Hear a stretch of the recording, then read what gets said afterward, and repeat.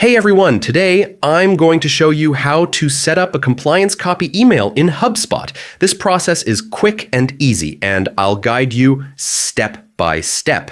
First, open your browser and go to the Hubspot homepage. Click the login button at the top right and enter your credentials to access your account.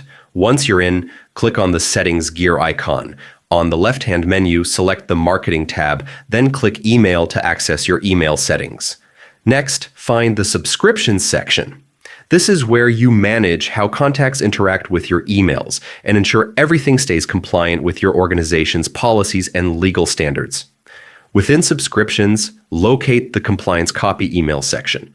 Here, enter the email address that should receive compliance copies. This could be your internal email or a compliance team address. Double-check your settings to make sure they align with your company's requirements.